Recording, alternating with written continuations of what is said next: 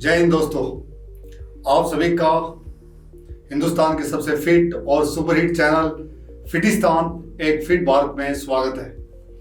दोस्तों, जैसा कि आपको पता है कि हर शनिवार को हम हिंदुस्तान से उस शख्सियत को आपसे रूबरू करवाते हैं जिन्होंने विषम परिस्थितियों में अपना जीवन स्टार्ट किया और अपने संघर्ष के बल पे उन्होंने जिंदगी में वो मुकाम हासिल किया जिसको देखकर, जिसको सुनकर और जिसका अनुसरण करके आप रोमांचित तो होंगे ही होंगे, साथ में आपको एक जिंदगी में नई दिशा, नई डायरेक्शन मिलती है और मिलेगी।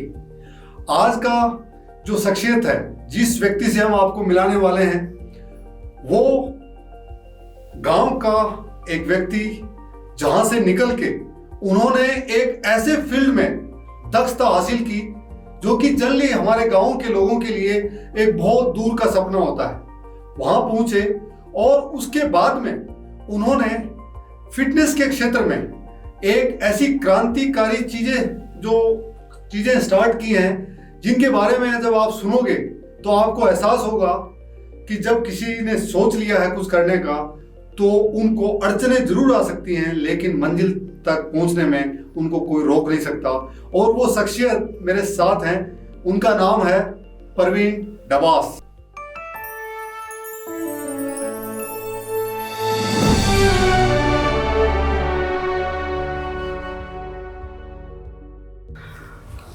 शुक्रिया प्रवीण भाई, आप आए फिटिस्तान के शो में पूरे हिंदुस्तान के लोगों को इंस्पायर करने के लिए।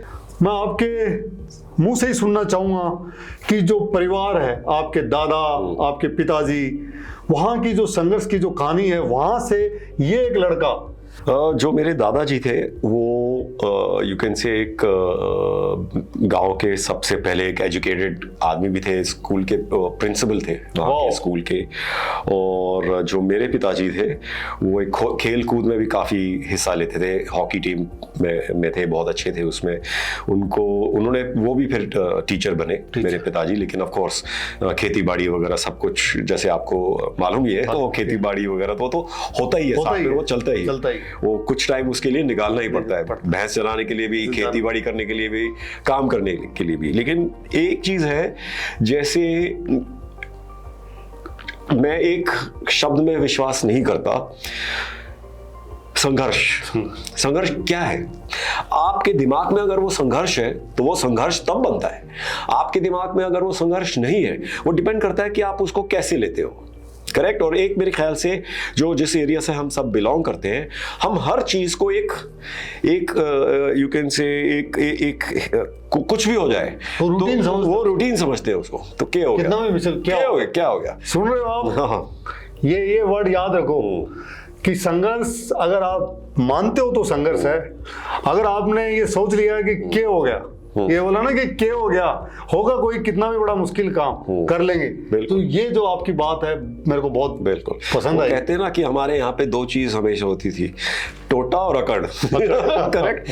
और ये अकड़ वैसे गलत शब्द है, क्योंकि ये अकड़ एरोगेंस नहीं है, ये अकड़ एक सेल्फ रिस्पेक्ट और प्राइड है कि हम कुछ भी कर सकते हैं। हिंदुस्तानी भी ट्रेट है काफी हद तक, और होना चाहिए। करेक्ट। कि हमारा जो देश है कितने सारे संघर्षों के थ्रू, संघर्ष अभी मैं बोल रहा हूँ दोबारा, लेकिन वो कितनी सारी चीजों के थ्रू और उठा है अभी भी। करेक्ट। और उठता जा रहा है। अभी कोविड के थ्रू हम मेरे ख्याल से ऑफ कोर्स सेकंड लॉकडाउन वो हुआ, लेकिन फिर भी हमने अपने ये बनाए, अपने कोवैक्सीन वगैरह, वैक्सीनेशन वगैरह भी बनाए। और अभी भी जो बाकी देशों में इन्फ्लेशन चल रहा है, हमारा देश उससे ज्यादा अच्छा हैंडल कर रहा है। बिल्कुल करेक्ट। और वो कर सकता है। तो एक हमारे ये खून में ही है चीजों को हैंडल करना। टोटा और अकड़। टोटा भी समझा दीजिए आपने। टोटा होता है पैसे ना होना, अभाव जिसको अभाव बोलते हैं, जिसमें पैसे वैसे कम होते हैं। ये हमेशा सब लोगों के साथ ये कहानी रही है। बिल्कुल बिल्कुल। मैं गांव में पैदा हुआ और गांव के हॉस्पिटल में भी पैदा नहीं हुआ, मैं चारपाई पे पैदा हुआ। चारपाई। तो जो मेरा दिल है ना वो अभी भी उस चारपाई पे चारपाई पे है, क्योंकि मैं वहां पे पैदा हुआ चारपाई में, गांव के घर में। तो अभी भी वो जो रूट्स हैं वो वही जुड़ी हुई। हालांकि मैं 3 साल का था जब, जैसे आपने बताया, जो मेरे पिताजी के बड़े भाई थे वो कनाडा, उस टाइम पे काफी लोग इमिग्रेट होके जा रहे थे, तो मेरे ताऊ जी और पिताजी भी दोनों साथ में गए और उसके बाद हमको बुलाया, हम भी गए। तो हमने स्कूल वगैरह भी वहाँ पे किया, काफ़ी चीज़ें अच्छी भी हुई, काफ़ी चीज़ें देखने को भी मिली, और of course as an Indian काफ़ी चीज़ें सहने को भी थे जो बड़े होते हुए काफी। लेकिन उन चीजों ने ही हमको बनाया जो अभी बनाया, टफ बनाते हैं हमको, ठीक है। जब लड़ाई झगड़े हुए भी, मार खाया भी और मारा भी, दोनों चीजों बड़े होते वो हुए हमारे साथ, वो हुआ। तो वो इधर भी हो सकता, वो इधर भी होता है ना, इधर भी होता है, उधर भी हुआ, सेम चीज है। तो फिर हम 13 साल के थे जब मम्मी डैडी ताऊ जी ने सब ने वो डिसाइड किया वापस आने के लिए, वापस आए। फिर और मॉडर्न स्कूल से पहले मैं एक और स्कूल में था, और 10th के जब बोर्ड्स दिए तो मैं दूसरे स्कूल में था। और फिर उसके बाद मैंने डिसाइड किया नहीं, मैं किसी और स्कूल में और भी अच्छे उसमें जाना चाहता हूँ। और मैं और मेरे कज़न थे, मुझे अभी भी याद है, हमको इतना मालूम नहीं था, लेकिन वो एक बस पकड़ के हम एक जगह धौलाकुआं उतर गए। और मुझे अभी भी याद है, हम स्प्रिंगडेल्स, एयरफोर्स, बहाल भारती, और पैसे बचाने के लिए अभी मेरा जो कज़न है वो अभी भी कोसता है, मैंने उसका चलवाया। मैंने कहा नहीं, हम चल के देखेंगे कहाँ पे बीच में क्या स्कूल आता है, उधर अपना वो देंगे, करेक्ट। और ऐसे चलते चलते उसको मैंने काफ़ी चलवाया, मुझे चलने का शौक है तो चलवाया उसको। ऐसे चलते चलते मॉडर्न स्कूल पहुंच गए। मॉडर्न स्कूल में टीचर ने मेरे मार्कशीट देखी और बोला आप क्या कर रहे हो, आओ एडमिशन लो। एडमिशन ले लिया, तो मॉडर्न स्कूल में हम गए। और काफ़ी हद तक जो एक एक्टिंग का था वो वहाँ पे मॉडर्न स्कूल में शुरुआत हुआ। एक टीचर हैं जो वहाँ के डांस टीचर मिस्टर नायर थे, वो हर क्लास में जा रहे थे। उस साल सम्राट अशोक हो रहा था, एक इंडियन क्लासिकल बैले होता था, और वो सम्राट अशोक को ढूंढ रहे थे हर क्लास में जाते जाते। तो उन्होंने मेरे ऊपर उंगली रख दी, आप बनेंगे सम्राट अशोक। मैंने कहा ठीक है, अभी कोई चॉइस नहीं था उसमें, मैंने कहा बन जाएंगे। लेकिन मेरे लिए मुश्किल भी था काफ़ी, क्योंकि मैं एक हद तक काफ़ी इंट्रोवर्टेड भी हूँ। तो वो एक एक्टिंग करना एक नया चीज़ था। बचपन में एक कुछ किया हुआ, 1-2 छोटे प्ले की लेटर बन गए, कुछ और बन गए, खड़े होके एक लेटर बोल दिया, वो उसको हम एक्टिंग तो नहीं माने। तो ये पहला एक वो था, introduction to the acting world, you can say, कि कुछ स्टेज पे जाके करना, क्योंकि मेन रोल था तो वो उसके थ्रू था। वो पूरा सम्राट अशोक का पूरा वो था कि प्ले पे उसका लव स्टोरी भी, और उसका वॉर जाना भी, और फिर उसका जो वो था परिवर्तन, सब कुछ त्यागना भी। तो वो सब चीजें सिर्फ एक्शन, इमोशन उसमें था, और वो इंडियन बैले स्टाइल में। तो वो फाइनली हुआ, एक अच्छा वो हुआ। फिर उसके बाद जो वहाँ पे इंग्लिश टीचर थी मिसेस भट्ट, अभी भी उनके टच में, उन्होंने मुझे फिर ड्रामा की तरफ, क्या प्लेस वगैरह में भी हिस्से, तो वो प्लेस वगैरह में भी हिस्सा लेना शुरू किया, और थोड़ा सा कॉन्फिडेंस बढ़ा। और वो, लेकिन वो एक हॉबी ही था। तो फिर उसके बाद मैं गया हंसराज कॉलेज, हिस्ट्री ऑनर्स। दिमाग में यही था कि IFS में IAS के एग्ज़ाम देंगे, सिविल एग्ज़ाम देंगे, और ये था कि फॉरेन सर्विस में जाना है थोड़ा। और पढ़ाई में आप ठीक थे? हाँ, पढ़ाई वगैरह में ठीक ठाक था, और एक ऑलराउंडर जैसे मानते थे। मैं बास्केटबॉल टीम में भी था स्कूल में, और ड्रामा में भी था, और पढ़ाई में भी अच्छा खुद तो नहीं बोलना चाहिए, लेकिन ठीक ठाक। मतलब जब आपका एडमिशन देखते ही टीचर ने लिया, तो वो सिर्फ आपकी मार्कशीट देख के लिया। दोस्तों, मैं बीच में प्रवीण भाई को रोक रहा हूँ, लेकिन मैं इसलिए रोक रहा हूँ कि देखिए, एक व्यक्ति जो कला है, आर्ट का क्षेत्र है, उसके अंदर भी सारे टीचर्स, सारे जो प्रोफेसर हैं, सब बोल रहे हैं कि अच्छा है। फिर अच्छा खिलाड़ी भी है, स्कूल की, कॉलेज की टीम में भी है, और उसके बावजूद पढ़ाई में भी बंदे का सपना है कि IAS या IFS में जाना है। तो मेरा कहने का मतलब है कि आप के जो बच्चे हैं, आप उनको सिर्फ एक जगह मत घुसा दीजिए ना, कि सिर्फ पढ़ना है तो पढ़ना ही है, इसके बाकी चीज़ें नहीं हो सकती। सब चीज़ें हो सकती हैं, क्योंकि आपके सामने एक एग्जाम्पल यहाँ बैठा है, और बहुत अच्छा किया है। ऐसा छोटा मोटा नहीं, हिंदुस्तान के उस मुकाम पे किया जहाँ सबको जो सितारा वो दिखता है, तो आपके सामने जब बैठे ये कर सकते हैं। और इनका भी सपना है कि हर बच्चा ऐसा करे कि जिसमें जो भी प्रतिभा है वो बाहर निकल के आए।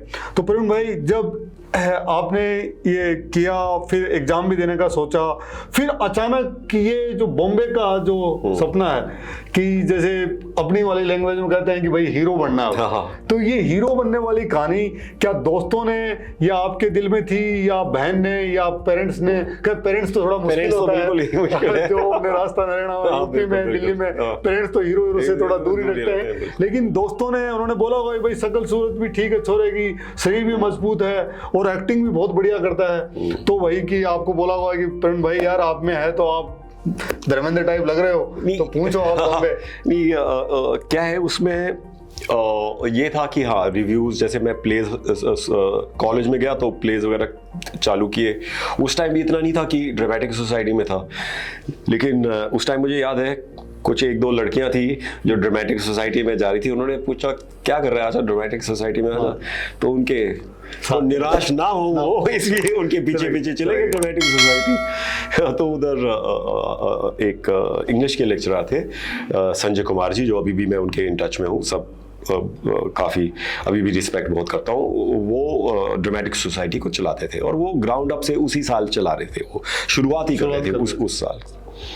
तो एक हमारा एक ग्रुप बन गया और वो हम प्लेस करते थे ये हर एक साल एक प्रोफेशनल तरीके से, एक ऑडिटोरियम वगैरह रेंट करके, ये वो तो रिव्यूअर्स भी आते थे, तो अच्छे रिव्यूज़ मिलते थे। और एक मुझे वो करके एक मुझे लगा कि जितना कंफर्टेबल मैं कई बार रियल लाइफ में नहीं हूँ, उतना मैं एक कैरेक्टर को बनाने में और उसको दिखाने में एक वो कला है मेरे अंदर, और नेचुरली वो आपको उस टाइम वो है, वो ऑफ कोर्स स्कूल में तो कर ही चुका था काफी हद, लेकिन इधर असली में हाँ काफी वो क्योंकि और कॉम्प्लिकेटेड प्लेस वगैरह जो थे वो हमने काफी उसमें करने शुरू किए, तो वो एक लगा कि अलग अलग किस्म के रोल्स में कर सकता हूँ। तो उस टाइम ये नहीं था कि बॉम्बे जाके हीरो बनना है, इतना वो नहीं था। एक ये था कि एक्टर, एक अच्छा एक्टर बनना है, और ये भी था कि मैं अपने पैरों पे भी खड़ा होना चाहता था। जो हमने देखा है हमारे जो घर का माहौल कई बार होता है वो एक प्रोटेक्टिव माहौल होता है काफी। बिल्कुल। मैं भी चाहता था कि मैं बाहर निकल के, जैसे आप लोग फौज में निकल के आप लोग तो वो करते हो, एक बार निकल गए तो आप उनके किसी और के हवाले में वो अपने उस पे करना पड़ता है। तो मैं भी चाहता था कि मैं अपने उस पे वो करूं, कि थोड़े धक्के वक्के खा के कुछ सीखूं। तो मैंने कई जगह अप्लाई किया, और ये American academy of dramatic arts एक जगह था न्यूयॉर्क में, जहाँ पे उस टाइम पे आप ये वीडियो वगैरह फ़ोन नहीं थे, तो आपको जाके ऑडिशन करना पड़ता था। तो वहाँ पे मैं गया। जैसे आप भी देखिए, जैसे फौज में भी है, एक लार्जर टारगेट होता है और एक शॉर्टर टारगेट भी होता है। जैसे मैं बीच में ये बताऊँगा, जैसे हमने मनाली टू ले साइकिलिंग भी किया था, बहुत हार्ड था, one of the hardest things I have ever done. उसमें बस लगे रहो। तो उसमें मैं ये नहीं सोचता था कि मुझे ले पहुंचना है, मुझे ये देखता था, मैं नीचे देख के टायर के आगे ये 5 मीटर मुझे आगे करना है, तो उसमें आप चलते जाओ, बस ये 5 मीटर आगे चलते जाओ, आप चलते जाओ। तो उसमें वो मनाली टू ले बाईसाइकिल वो पहुंच गए। तो सेम चीज़ इसमें है। जैसे मैं उधर स्कूल गया और न्यूयॉर्क पहुंच गया, तो उधर मैंने काम भी करना शुरू किया साइड पे, अपने आप को सपोर्ट करने के लिए, किराया वगैरह देने के लिए, रेंट देने के लिए। शुरुआत में एक मैंने ग्रोसरी स्टोर पे काम किया, कैश रजिस्टर पे। एक हिंदुस्तानी आदमी था दोस्त, जो किसी दोस्त के थ्रू इंट्रोड्यूस हुआ, तो उसने मुझे वीकेंड्स पे काम दिया, सैटरडे संडे उधर मैं जाके बैठता था, उसका कैश रजिस्टर वगैरह चलाता था। और फिर मुझे एक काम मिला जो एक सिक्योरिटी सिस्टम बोले तो आजकल तो कंप्यूटर वाला, वो कंप्यूटर सिक्योरिटी सिस्टम था, लेकिन वो न्यूयॉर्क में क्या है, लोग कंप्यूटर उठा के चोरी करके ले जाते हैं। तो वो कंप्यूटर सिस्टम था जो कंप्यूटर को टेबल से बांध देता है, वो लॉक कर देता है। वो वाला कंप्यूटर सिस्टम था जो अलग अलग कंपनीज को फोन करके बेचना होता था। तो टेली मार्केटिंग लगा लो, जो इतना वो काम है कि लोग, तो जब लोग मुझे आजकल फोन करते हैं तो मैं उनसे बदतमीज कभी भी वो नहीं, बात प्यार से। कई बार प्रीति मुझे बोलती है काय को इतना वो बात करता है, उसको वो चीज मेरे ख्याल से नहीं समझ में आती, जो मैं उस नेचर में आ चुकी है। मैं उसके थ्रू जा चुका हूं कि लोगों को फोन करना और ये वो, तो वो 4-5 महीने वो चला। तो फिर उसके बाद मुझे एक बहुत अच्छे रेस्टोरेंट जो लॉन्च हो रहा था उसमें काम मिला पहला एज अ होस्ट, जो लोगों को बिठाना वगैरह, और वहाँ पे एक मैनेजर थे, उनको मेरे अंदर क्या कुछ एक अच्छा होस्ट बन सकता है, क्योंकि तब तक तो मैंने कभी काम किया ही नहीं था, और रेज़्यूमे पे तो थोड़ा बहुत झूठ बोलना ही पड़ता है कि हाँ जी मैंने कनाडा में एक दो यहाँ वहाँ किए हुए हैं, लेकिन वो समझ गया था कि इसने, लेकिन उसको मेरा नेचर लगा लो अच्छा लग गया या जो भी है, इसने बोला नहीं आप काम कीजिए, और वहाँ पे एज अ होस्ट काम करना चालू किया, और फिर बाद में और साथ में मेरा स्कूल चल ही रहा था, एक्टिंग स्कूल चल ही रहा था, वो जो मेन वो है, लेकिन संघर्ष तो इस तरफ था ना, ये संघर्ष तो इस तरह। तो एक और चीज़ है, इस ये वाला काम मिलने से पहले, क्योंकि ये जो टेली मार्केटिंग का जो काम है ये थोड़े टाइम ही चलता है, और इसमें थोड़े बहुत पैसे मैंने जो बनाए थे, एक साइकिल खरीदी थी, वो साइकिल तीसरे दिन चोरी हो गई, वो मेरे सामने चोरी हो गई। वो वहाँ पे गैंग्स हैं जो ये लॉक, इतने और बड़ा वो लॉक लोहे का है, लेकिन वो लॉक तोड़ के डाल के ले जाते हैं, और 4-5 की गैंग, अभी वो लॉक ऑलमोस्ट में आ ही रहा था वापस, और बंदी हुई थी, उठा के ले गए, जो पैसे बने थे उसमें वो चले गए, तो पैसे खत्म, अभी क्या करो। तो एक चीज मैंने हमेशा बिलीव की है कि you should not survive, you have to always plan on to thrive, right. आप, मेरे पास $10 बचे हुए थे, आप बिलीव नहीं करेंगे, $10 थे, और ये था कि हाँ एक मुझे काम मिलने वाला था वो हफ्ते बाद, तो वो $10 मुझे हफ्ता चलाना था। तो सबसे पहले तो मैं उसका क्या खरीद सकता हूँ, सबसे सस्ती चीज़ जो मिलती थी वो थी नूडल्स। 33 सेंट अभी भी मुझे याद है, जब मैं सोचता हूँ तो मुझे वो नंबर अभी भी वो पैकेट के ऊपर नजर आता है कि वो 33 सेंट्स के, मैं देख रहा हर चीज़ क्या भाई इतने पैसे क्या ले सकता हूँ, 7 दिन, तो वो 7 दिन निकाले, तो वो 33 सेंट, तो मैंने 7 पैकेट खरीदे। मैंने कहा दिन में 1 पैकेट खाऊंगा ये मेरा मील है, रोज का 1 पैकेट नूडल खाऊंगा, बाकी पानी पीना है तो वो 1 पैकेट नूडल खाना है, और उसके बाकी के मैंने एक तरफ का टोकन खरीदा, सबवे टोकन। तो मैं क्या करता था, सुबह वो नूडल खा के सुबह एक तरफ का अकेडमी जाता था, सबवे टोकन वो सबवे पकड़ के वापस पैदल आता था। तो वो पैदल चलते चलते, न्यूयॉर्क में आप घूम ही सकते हो थोड़ा सा, वो घूमते खाते वापस आता था। उसका ये है कि जब आपके पास बचे ही नहीं है कुछ, तो उसके बाद तो रास्ता ऊपर ही है ना, ऊपर ही है। जब कुछ रखा ही नहीं है तो उसके नीचे तो आप जा ही नहीं सकते, तो उसके ऊपर ही जा सकते हो आप। तो उसमें ये है कि यू आर फोर्स्ड, क्योंकि वो जो कहते हैं ना प्लान ए प्लान बी होना ही नहीं चाहिए, प्लान बी मत रखो, प्लान ए ही होना चाहिए, प्लान ए को ही सक्सेसफुल बनाना चाहिए, उसी को बनाना चाहिए, तभी वो चीज निकाल देते हो कि अगर ठीक है मैं $10 रखता हूँ, उसको देखता रहता हूँ, उसका क्या होगा, वो ग्रो तो नहीं होगा ना देखते देखते। तो ये है कि अच्छा इसके साथ ऐसा करना है, ये प्लान कर रहे हैं, अभी खत्म हो गया, चलो आगे बढ़ो, अभी नेक्स्ट क्या है कि वही मैंने कहा कि जब आपके सामने कुछ ऐसे आता है, वो डिपेंड करता है, और कई बार आया मेरे सामने ऐसे, बॉम्बे में शिफ्ट हुआ तो बहुत बार ऐसा हुआ है, उसका भी कहानी भी बताऊंगा। तो वो डिपेंड करता है आप उसको कैसे लेते हैं। अगर आप उसको एज अ नेगेटिव एक्सपीरियंस लेंगे तो हमेशा आपके अंदर वो नेगेटिव चीज रहेगी कि मैं उस नेगेटिव चीज नहीं, सबसे ज्यादा हम उस टाइम पे सीखते हैं, तो वो नेगेटिव कैसे हुआ, वो तो सबसे पॉजिटिव एक्सपीरियंस, सबसे पॉजिटिव एक्सपीरियंस वो है जिसने मुझे सिखाया सब कुछ, कि मैं कहीं भी पहुंचूं, मेरे जेब में कुछ भी ना हो तो मैं आगे बढ़ सकता हूं, क्योंकि मैंने आगे बढ़ा हूं, कि ये चीज से मैं गुजरा हूं। और टहलते टहलते वही मैंने कहा, देखिए जिंदगी बहुत अच्छी हो सकती है अगर आप उसको वैसा ले। अगर मैं वहां पे डिप्रेस हो जाता कि मेरे पास तो सिर्फ $10 बच गए, हाय मैं मर गया, मैं क्या करूं, फॉरेन देश में हूं, नहीं, आप ठीक है नूडल में क्या मैंने वो खाए, अभी भी मुझे वो टेस्ट याद है, खाए तो क्या हो गया। जैसे हमने अभी दोबारा मैं वो डायग्रेस अभी वापस प्रो पंजा शुरू किया, 3 हफ्ते बाद ही लॉकडाउन चालू हो गया था। मैंने कहा कोई बात नहीं, शांति, वो कहते हैं ना शांति रखिए, वो आप सोचिए, क्लियर माइंड रखिए, ये एक्सपीरियंस है। जो चीज वो कहते हैं ना आग के थ्रू वो जुट के जो वो निकलती है, वो ज्यादा स्ट्रांग होता है, हाँ वो ज्यादा स्ट्रांग होता है। सबसे ज्यादा प्रेशर डायमंड के ऊपर ही होता है, बिल्कुल, जब मतलब हजारों किलोमीटर नीचे जब पृथ्वी का वजन पे जब दबता है तभी वो साइन कर रहा होता है, और जिनके ऊपर प्रेशर नहीं होता वो कोयले के रूप में बाहर निकल जाता है, जल्दी बाहर आ जाता है। जैसे इसके बाद ठीक है स्कूल वगैरह में गया और वहाँ पे कुछ कॉलेज वाली फिल्में भी की, थोड़ा सा ये वो भी किया, लेकिन वो टाइम ऐसा था जब जैसे अभी क्या है इंडियंस को काफ़ी सारे रोल्स इंटरनेशनली भी मिलने लगे हैं, उस टाइम पे नहीं मिलते थे। उस टाइम पे मैं इस पे आऊँगा अभी। हाँ।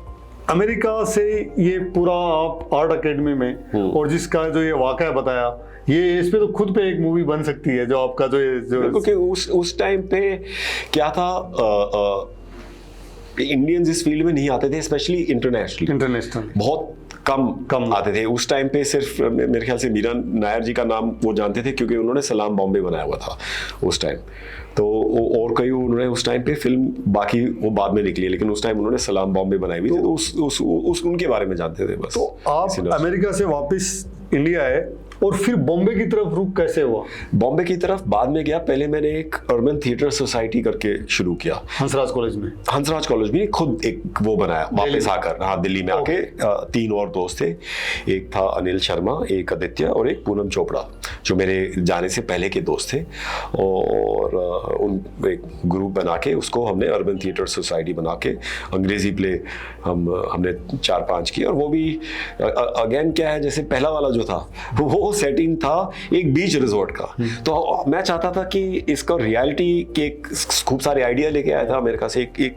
वो उससे पहले लोग सब एक्टिंग करते थे क्योंकि कुछ खा रहे हैं तो वो ऐसे करके, उसमें चाय नहीं है। मैं आया था दिमाग में लेके थोड़े से फ्रेश की, रियलिस्टिक होना चाहिए। अगर आप चाय पी रहे हो तो उसमें चाय होना चाहिए। अगर रिजॉर्ट है तो उधर सैंड और पेड़ होना चाहिए। तो दिल्ली में सैंड कहाँ से आएगी? तो ये था, और पेड़ कहाँ से आए? वो वाला पॉम ट्री टाइप। तो अभी भी मुझे याद है, हम घूम रहे थे तो मेरे दोस्त अनिल शर्मा की उसकी गाड़ी में घूम रहे थे, यमुना पार से जा रहे थे। मैंने कहा लो जी ये रहा सैंड, हमको सैंड चाहिए था। वो बोरी लेके घूम रहे थे हम, कहीं से मिल जाए। वो अभी वो उसकी गाड़ी लेके वो सैंड वैंड डालना शुरू किया, वो बेचारी की गाड़ी भी धंस गई वहां पे किनारे। वो एक और भी गाड़ी टेम्पो बुलाया निकालने के लिए, लेकिन हमको सैंड मिल गया। और फिर पेड़ ढूंढ रहे, पेड़ एक दिन लकली हमारे गार्डन में मुझे एक वो पेड़ नजर आ गया, वो पता नहीं किस का था, क्रिसमस टाइम, वो केले वेले का था, पता नहीं किसका था, लेकिन उसको हमने वो कोकोनट ट्री बना दिया। वो काफी टाइम से ढूंढ रहे थे, और एक दिन मैं ऐसे ही गया, मैंने कहा पेड़ तो ये रहा, इसको बना लेते। तो वो मम्मी खुश तो नहीं थी, उसको उखाड़ा और उसको ले गए। तो एक प्ले चालू किया, लोगों को बहुत अच्छा लगा। वो पहले दिन ज्यादा लोग तो नहीं थे। एक मेरे अंकल ने देख के मुझे एक चीज बताई, क्योंकि पहली बार कर रहे थे, कुछ एक्सपीरियंस नहीं था कि लोगों को कैसे बताएं आए या नहीं। मेरे ख्याल से मुश्किल से 500 के ऑडियंस में 15 लोग होंगे। तो मेरे अंकल ने भी आके मुझे एक चीज बोली, उन्होंने बोला कि हम 15 ही थे ऑडियंस, लेकिन आपके परफॉर्मेंस से नहीं लगा कि आप निराश थे या खुश थे, आप अपना काम कर रहे हैं। मैंने अपना काम, मैंने कहा अंकल ये तो शुरुआत है ना, 15 लोग थे, वो भी तो अच्छी बात है ना। उसके बाद हमने तो हाउसफुल शोज वगैरह भी किए, जिसमें हमने वो भी जो बीच की जगह है वो भी बेची है। फिर तो आप कुछ, वो तो शुरुआत है ना, निराश हो गया आप बैठ जाओगे तो आगे कैसे बढ़ोगे? ये तो एक्सपीरियंस है, ये तो अच्छी बात है जो आप सीख रहे हैं कि अच्छा इसमें अब मैं और ये इम्प्रूव कर सकता हूँ, और अच्छा भी ये और इम्प्रूव कर सकता हूँ, जो हमारी कला है उसको भी अच्छा ये मैं और इम्प्रूव कर सकता हूँ। या तो आपको मालूम होना चाहिए कि एक चीज के लिए आप नहीं बने हो, वो अलग बात है। बिल्कुल करेक्ट। जब आपको पता है कि आप, वो भी सेल्फ अवेयरनेस होनी चाहिए कि इस चीज के लिए मैं नहीं बना। बिल्कुल, ये भी बहुत बड़ी बात है, बहुत बड़ी बात है ना। अदरवाइज आप लगे रहो बस।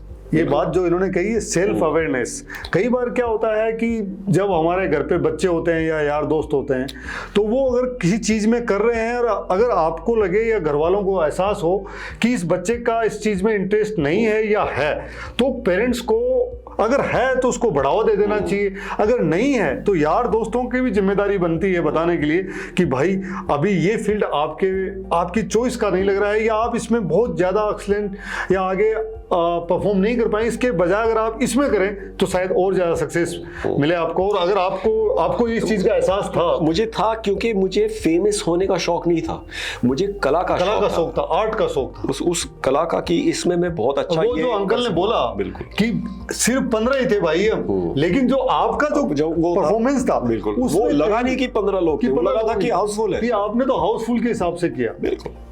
तो वो है हमेशा, क्योंकि मैं हमेशा ये सोचता हूँ कि जो मेरे जो मेरे उसमें कैपेबिलिटी में है वो मुझे करना चाहिए। उसके बाद जैसे फिल्म वगैरह में भी है, मुझे अपने हिसाब से करना चाहिए। उसके बाद जो रिलीज करेगा ये करेगा, जो मेरी चीज़ों में जो मेरे हाथ में नहीं है उसके बारे में मुझे फिक्र नहीं करनी चाहिए। आप उस चीज़ के बारे में फिक्र कीजिए जो आपके हाथ में है, वो आप कोशिश कीजिए कि बेस्ट टू बेस्ट हो, उस पर मेहनत कीजिए। तो आपने दिल्ली में ये आपने चलाया, आर्ट ग्रुप चलाया, उसके बाद में फिर बॉम्बे का सफर कैसे किए? अभी बॉम्बे जाना है और जाके मूवी में काम करना, किसी को नहीं जानते थे आप? बिल्कुल, एक फैमिली को जानता था बस, जो वालिया फैमिली है, अभी भी मेरे बहुत करीब है, संजू गालिया और उनकी फैमिली, और सिर्फ उनको जानता था। और एक बार बॉम्बे आके बस देखा था कि हो सकता है आऊँ, तो उनसे मिला था। उनके अलावा किसी को नहीं जानता था। तो फिर ट्रेन पकड़ गया, आ गए हम, जैसे सब आते हैं ट्रेन पकड़ के आ गए। और उनसे मैं हफ्ते में एक बार मिलने जाता था, अच्छा खाना खाने, और वो भी बहुत मेरे करीब दोस्त हैं। तो उसके अलावा फिर मैंने एक अपने दोस्त जो अनिल शर्मा, जिसने मेरे साथ प्रबंध थी, उसके साथ एक कमरा हमने इधर बांद्रा विलेज, पाली विलेज है, उधर हमने वो लिया। तो उधर भी बहुत कहानी है, वो एक मूवी अपने आप में ही है। लेकिन ये आप कहिए, हम साथ में रहते थे, वो एक एड फिल्म कंपनी में काम करता था। और वो जो है, वो जो लोग जिन्होंने दिया, वो तो एक्चुअली सबलेट कर रहे थे हमको इलीगली, लेकिन वो उन्होंने सबलेट किया। जो ओनर थी उनको नहीं मालूम था, लेकिन उसने हमको सबलेट किया। हमको बोलना पड़ा कि जी मैंने भी वो तो काम करता, मैंने बोला मैं भी एक एड एजेंसी में काम करता हूँ। तो वो झूठ को सच बनाने के लिए हर रोज मुझे सुबह 8 बजे उठ के निकलना पड़ता, 8 बजे निकलना पड़ता था कि जी मैं काम पे जा रहा हूँ, फोल्डर लेके निकल जाता था, काम पे जा रहा हूँ। तो मैं बैठता था गेटवे ऑफ इंडिया, कुलाबा, इधर उधर घूमता रहता था। तो उन दिनों में बस मोबाइल फोन एकदम शुरू हो ही रहे थे, लेकिन लिया नहीं था अभी तक। तो फिर जाओ और वापस इधर उधर फिर फोटो खींच के हर जगह जाओ, अपने फोटो देके आओ और अपने वापस आ जाओ। तो उसमें फिर वो मॉडलिंग वगैरह, वो 6 महीने थे जिसमें अभी दोबारा पैसे वगैरह वो ऐसा था, कम ही थे आप लगा लो। लेकिन उसमें भी जैसे मैंने बताया, जितने पैसे थे उस हिसाब से मैं चलता था। शुरुआत में एक जगह थी जहाँ पे सब लेबर वगैरह खाने आते थे उधर। अभी भी मुझे याद है, मेरे ख्याल से वो 50 पैसे की रोटी और वो 3 या 4 रुपए की दाल थी और 10 रुपए की चिकन प्लेट थी। तो चिकन हम तभी खाते थे 10 रुपए की, जब लगता था कि कुछ ज्यादा अच्छा, हफ्ते में एक बार खा लो, नहीं तो वो रोटी थी और वो दाल थी। तो मैं ही जाता था।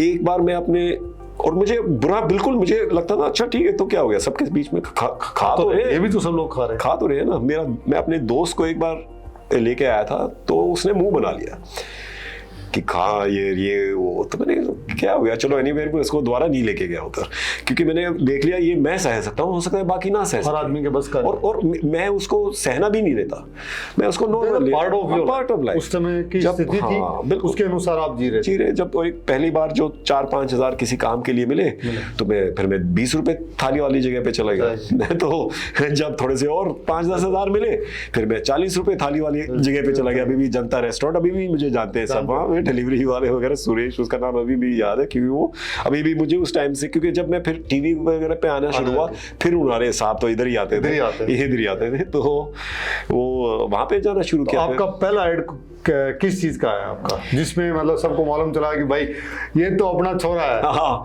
पहला एड था 7 o'clock HTech, जो एक शेविंग का था। तो वो एक थोड़ा सा काफी, एक क्योंकि मेरे ख्याल से एक वर्ल्ड कप के टाइम आया था वो, तो वो काफी फेमस हुआ, जिसमें लोगों को पता चला कि अरे ये तो है। और उस एड की वजह से मैंने मेरे किराएदार, वो जो लैंडलॉर्ड थे, उन्होंने भी देख लिया, उन्होंने बोला अरे आप तो ये, मैंने कहा हाँ, वो कोई था नहीं, तो उन्होंने मुझे ले लिया, अभी मेरे इसमें पैसे बन रहे हैं तो मैं इसमें। तो उन्होंने फिर उसके बाद कंप्लेन नहीं, क्योंकि उनको ये था कि अच्छा छोरा आ रहा है टीवी पे काम कर रहा है, तो वो फिर हाँ, तो मुझे सुबह जो जाता था वो उसकी वजह से मेरा वो बंद हो गया। तो उसके बाद फिर काफी सारे ऐड मिलने शुरू हुए। उस टाइम पे मेरे ख्याल से मैंने कुछ 50-60 ऐड किए। तो एक 3-4 साल का दौरान था जिसमें पैसे ये वो आने शुरू हो गए। थोड़ा सा एक घर भी थोड़ा सा और अच्छा किराए पे ले लिया, ये वो थोड़ा सा। पहली मूवी जो आपकी आई सनी देओल के साथ, तो उसकी कहानी क्या है? वो बेसिकली जो एक मॉडल कोऑर्डिनेटर थी वो इस फिल्म की भी कास्टिंग कर रही थी, तो उन्होंने बोला एक मेन नेगेटिव कैरेक्टर है वो जो ढूंढ रहे हैं। मैंने कहा ठीक है, तो ऑडिशन वगैरह दिया, उन्होंने ओके किया और अच्छा था काफ़ी। सनी पाजी के साथ बहुत अच्छा था। बॉबी भी बहुत इनकरेजिंग थे, उनको भी बहुत अच्छा लगा जब मैंने पहला शॉट दिया और सनी भाई ने भी आके बोला वेरी गुड। बॉबी भी आके मिल के गया कि एकदम बिल्कुल पहली मूवी। बिल्कुल।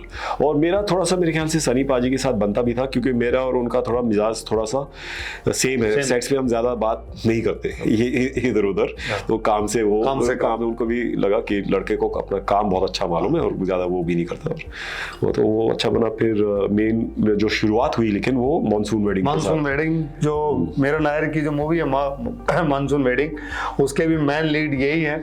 और मेरे को जो कुछ लोगों ने सवाल भेजे हैं, खौसला का घोंसला, वो तो आप घर घर के अंदर फिर आपका नाम हो गया हिंदुस्तान में। बिल्कुल। लेकिन मैं मॉनसून वेडिंग का भी कहानी बताना चाहूंगा, क्योंकि अपॉर्चुनिटी जो कहते हैं ना, वो नॉक जरूर करती है, वो आपके ऊपर है कि आप उसको लेते हैं या नहीं। सबके जिंदगी में कोई ऐसा नहीं हो सकता जो बोले यार मेरा तो लक ही खराब है। नहीं, लक आपका खराब नहीं है, आप जब अपॉर्चुनिटी आती है उसको आपने सही तरीके से देखा नहीं। अभी मुझे मानसून वेडिंग कैसे मिला, उस टाइम पे एक कास्टिंग डायरेक्टर थी उमा डुकोना, अभी भी मैं उनको बहुत मानता हूँ, बहुत अच्छे कास्टिंग डायरेक्टर। वो इस फिल्म की कास्टिंग कर रही थी बॉम्बे में, और मेरे ख्याल से मैंने सुना था उन्होंने बाकी अब्रॉड भी ये कैरेक्टर ढूंढने की कोशिश की, लेकिन उनको नहीं मिला जो वो चाहिए था। तो मैं जिम में था जब मैम का फ़ोन आया था, उमा जी का, मेरे पास, और मैं उस दिन जा रहा था बड़ौदा एक शूट के लिए थोड़े टाइम में ही। तो उनका फ़ोन आया, तो उन्होंने बोला ऐसा ऐसा मीरा नायर एक फिल्म कर रही है, लेकिन बहुत ही छोटी फिल्म कर रही है। वो उस टाइम पे आइडिया था उनका कि एक डिजिटल वीडियो कैम जैसा शादियां उस टाइम पे जो शूट होती थी वैसा वो शूट कर रहे हैं एक शादी के कैमरा के थ्रू। तो उन्होंने बोला छोटा बजट है ये वो, और लेकिन वो कर रहे हैं और मैं आपको ऑन कैमरा डालना चाहती हूँ ऑडिशन के लिए, क्योंकि उनको जाएगा फिर ये टेप। मैंने बोला मैं चाहता हूँ लेकिन अभी मेरी फ्लाइट है और मैं अब जिम में मैं कैसे करूँगा।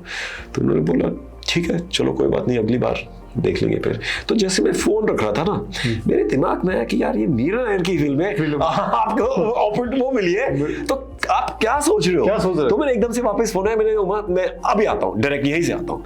मैंने फोन रखा, मैं लिटरली वो बनियान और शॉर्ट्स में था, मैं उसी में गया अपनी गाड़ी में, ऐसे जूम करते हुए गया टाउन, बांद्रा टू टाउन आया, मैं जूम करते ऑडिशन वो दिया, अपने आप को कैमरा वैमरा पे जो उन्होंने बोला वो किया, और जूम करते वापस चेंज करके फ्लाइट पकड़ी मैंने, वापस गया फिर मैं। ये जो फ्रैक्शन ऑफ सेकंड जो इन्होंने बोला ना कि अपॉर्चुनिटी आती है, मौका आता है, ये आपके ऊपर डिपेंड करता है कि आप कब समझ पाते हैं कि ये सही में मौका आ गया। और आपने बिल्कुल कहते हैं ना कि मतलब फोन रखते रखते आपने कहा बिल्कुल, क्योंकि they say that life is about choices. Correct, वो आपके चॉइस के ऊपर डिपेंड करता है कि आप उस वक्त सही, देखिए क्या है सही चॉइस गलत चॉइस, हमने भी बहुत गलत चॉइस किए हुए, वो आपको बाद में समझ में आता है। बिल्कुल करेक्ट, हाइंडसाइट में तो गलत, लेकिन उस टाइम आपको डिसीजन लेना होता है। उस टाइम मैंने ठीक डिसीजन लिया, फिर बाद में कॉल आया कि मीरा को आपका और दूसरे कुछ लोगों के साथ ऑडिशन अच्छा लगा, तो आप सेकंड राउंड के लिए, मीरा आ रही है तो दोबारा आएंगे, दोबारा से पहली बार वो आएंगे और वो खुद करेंगे अभी। तो उन्होंने बुलाया फिर मैं जब गया तो सबसे पहले उन्होंने पूछा कि आप ही थे क्या वो जो बनियान और शॉर्ट्स में थे? मैंने हाँ सॉरी, वो डायरेक्ट जिम से आया था मैं, क्योंकि मैं फ्लाइट में। उन्होंने कोई बात नहीं। तो एनीवे मैंने अपना वो ऑडिशन दिया, और फिर बाद में थोड़े महीने बाद फोन आया कि हमने आपको वो सिलेक्ट किया। और वो बहुत ही अच्छा एक्सपीरियंस था, जो शूट करने का जो एक्सपीरियंस था ना, एक जैसा एक जो एक्टर चाहता है, चाहे उसमें पैसे कम दे, क्योंकि बहुत छोटी बजट की फिल्म थी, लेकिन इतना नाम बिल्कुल पूरे दुनिया भर में बहुत बड़ी इंटरनेशल हिट हुई। बिल्कुल इंडिया भी बाहर पहला इंडियन फिल्म दुनिया भर में जो चली, और एक बहुत ही इंडियन फिल्म, इंडियन शादी के बारे में, लेकिन वो मीरा की नजर से था, लेकिन वो बहुत रियल था। तो पहली बार एक ऐसी रियल फिल्म भी थी और एक इतनी बड़ी इंटरनेशनल हिट भी। वो चूज हुई वेनिस फिल्म फेस्टिवल के लिए। तो जी हम गए वेनिस फिल्म फेस्टिवल, सब अपनी वो उठा के, मेरा लगेज भी नहीं आया टाइम पे, और तो मेरे सूट भी अपने जो ड्रेस डिज़ाइनर थे अर्जुन, वो उनसे बोरो किया सूट, कि सूट दे दो जी शाम की प्रीमियर के लिए, मेरा तो लगेज ही नहीं है, हो एली टैली वालों ने कहीं बीच में गुम कर दिया। तो फिर वो शाम को वो मेरे ख्याल से वो उस दिन प्रीमियर नहीं था, उस दिन वो था एक प्रेस स्क्रीनिंग और प्रेस कॉन्फ्रेंस था अगले सुबह। तो वो प्रेस कॉन्फ्रेंस के लिए गए, उस टाइम एक पब्लिक स्क्रीनिंग हो रहा था, तो प्रेस कॉन में भी उन्होंने प्रश्न वगैरह पूछे, ये वो। तो प्रेस कॉन से जब हम वापस जा रहे थे, उस टाइम तक एक पब्लिक स्क्रीनिंग हो चुका था, एक प्रेस स्क्रीनिंग हो चुका था। हम जा रहे थे, मैं नसीर भाई थे, वसुंधरा थी, और मेरे ख्याल से तिलोत्मा भी थी, और हम लोग 4-5 जा रहे थे, और मीरा जी भी थी। वेनिस में इतने बड़े बड़े फिल्म्स के पोस्टर लगे हुए थे, ह्यूज हॉलीवुड फिल्म्स और ये, और हमारा एक छोटा सा पोस्टर, जब हम पहुंचे थे तो एक छोटा सा पोस्टर था, एक मॉनसून वेडिंग को, तो कोई नहीं जानता था शुरुआत में। तो हम चल के जा रहे थे जी, ऑल ऑफ अ सडन तालियां बजनी शुरू हो गई, तालियां, बिलिस्मा। हमने कहा कौन, टॉम क्रूज आया, पता नहीं कौन सा स्टार आया, इधर उधर देखे ये वो। तो फिर वो बिलिस्मा, मॉनसून वेडिंग वो चलाने शुरू हो गए, क्राउड पूरा जो खड़ा हुआ था। हमने देखे एक दूसरे को, भाई ये तो हमारे लिए तालियां बजा रहे हैं, और बाहर के उसमें तो थैंक यू ये वो। तो इतना बड़ा उस टाइम पे, फिर वहां पे मॉनसून वेडिंग रेज हुआ। जैसे मैं एक बेड एंड ब्रेकफास्ट में भी रुका हुआ था, जब छोटी बजे की, तो मैं वो भी खुद मैंने चुना था, खुद ऑनलाइन मैंने चुन के खुद बुक किया था। तो वो वहां पे भी उनको मालूम पड़ गया कि ये तो यहाँ ये इसका ये, जो बाकी जो रह रहे थे उन्होंने भी वो पब्लिक स्क्रीन में देखी थी, तो वहां पे भी, तो वहां पे वेनिस के सब दरवाजे हमारे लिए खुल गए। वो बल्कि रात शाम को जाए किसी पार्टी में, तो सबसे पहले हमारे लिए दरवाजे खुले, अरे की मॉनसून वेडिंग वाले, आओ जी हर जगह। तो वो एक अच्छा, क्योंकि हमने मेहनत की थी। सबरीना धवन राइटर थी उनकी, मीरा जी ने इतना उस पर वो मेहनत और दिमाग, और वो वही मैं कह रहा हूँ, जो वो उसने मुझे सिखाया कि आपको अच्छी फिल्म बनाने के ज्यादा पैसे नहीं चाहिए, आपको एक इंटेंशन अच्छा होना चाहिए, एक कला होना चाहिए, एक दिमाग, टेक्निक, कहानी, और वो सब चीजों पे रिहर्सल क्या जो प्रैक्टिस है। जैसे आप फौज में भी एक चीज करने जाते, उससे पहले आप उसको कई चीज प्रैक्टिस करते हैं, ताकि वो मसल मेमोरी टाइप बन जाती है, जो प्लेस में भी करते हैं। तो सेम चीज हमारी 2 हफ्ते की एक प्रैक्टिस रिहर्सल हुआ था फिल्म के लिए, जिसमें हम पहले ही किरदार में आप घुस जाते हो, योगा भी होता था, ये भी होता था, प्लस हम एक दूसरे के क्लोज हो गए थे, काफी क्लोज, एज इन एक अच्छा यूनिट। और मुझे अभी भी याद है कि जो खाना है, वो मीरा जी की मम्मी, उनका भी नाम प्रवीण है, वो लेके आती थी घर से बनाया हुआ मटन, ये वो, तो एक बहुत ही अच्छा फैमिली फीलिंग, माहौल एक बहुत अच्छा बना था। तो शूट, हाँ कंफर्टेबल, और शूट ये वो 1-2 सीन तो हमने एक गोरिल्ला स्टाइल शूट किया, जैसे कनॉट प्लेस का परमिशन नहीं था, तो बस गए, वो हमको बोलते थे अच्छा तुम और वसुंधरा यहाँ से यहाँ चल के, एक आपने पता नहीं देखी वो जो एक मैं कुछ खाते हुए आ रहा हूँ आइसक्रीम, एक जो कनॉट प्लेस में, तो वो ऐसे ही शूट की थी हमने। वो फटाफट खड़े होते थे, हमको बोलते थे हम आएंगे तो तुम चलना शुरू के डायलॉग शुरू कर देना, तो वो ऐसा वो शूट हुआ है। तो कई सारे, लेकिन मोस्टली तो परमिशन थी वो जो घर वार की थी, लेकिन कुछ चीज़ें ऐसे भी शूट किया। तो एक रियल एक्सपीरियंस ऐसा था जो मुझे एक बिगिनिंग ऑफ द करियर में ही एक जो मुझे मिल गया था। प्रवीण भाई, जो मॉनसून वेडिंग इतनी बड़ी हिट हुई, उसके बाद में जो हिंदुस्तान के लोगों के अंदर, जब हम मिलिट्री में थे, तो आपकी जो घोंसला का घोंसला, वो एक सुपर हिट मूवी थी, मतलब जिसमें एंटरटेनमेंट और बिल्कुल मतलब आपकी जो एक्टिंग, सब चीज़ें बाहर आई। उस मूवी के बारे में, वो कितनी करीब आपके, या उस मूवी का कैसे आप उसमें गए, कैसे क्या हुआ, थोड़ा सा एक बार सबको बताएं। घोंसला का घोंसला एक बहुत ही रियल फिल्म भी थी। आप देखे पूरे देश में ऐसा होता भी है, और खासकर दिल्ली और आउटर दिल्ली वो एरिया में ऐसा होता ही, और उनके साथ हुआ था। जो डायरेक्टर और राइटर थे, उन सब के फैमिलीज के साथ ऐसा हुआ था। उसी से आइडिया है, क्योंकि जो प्रोड्यूसर थी सविता राज हीरामद, वो एक फिल्म प्रोड्यूस करना चाह रही थी, और दिवाकर और जयदीप साहनी जो राइटर हैं, और दिवाकर बैनर्जी जो डायरेक्टर थे, उनकी पहली फिल्म थी, वो सब एक दूसरे को एडवर्टाइजिंग वगैरह से जानते थे, और उन्होंने डिसाइड किया एक फिल्म करते हैं। तो आइडिया फिर इससे जदीप और का आया इस चीज़ पे टॉपिक लिखने का, लेकिन जो जिस हिसाब से उन्होंने बनाया और जो किरदार बनाए, और रियल भी है लेकिन फनी भी है, बिल्कुल एंटरटेनिंग भी है, पूरा। वो बहुत मुश्किल है, जो एक फाइन लाइन होता है ना, और कई बैलेंस करना कि फनी हो रहा है लेकिन एकदम से इमोशनल हो रहा है। जैसे वो सीन है जिसमें अनुपम जी रणवीर के साथ बैठे हैं कि वो प्रैक्टिस कर रहे हैं कि कैसा वो चीयर्स होना चाहिए, मैं आऊंगा तो मेरे साथ चीयर्स करेंगे, तो आता हूँ तो वो सीरियस हो जाता है एकदम से कि क्योंकि मैं बोलता हूँ मैं तो जा रहा हूँ यूएस।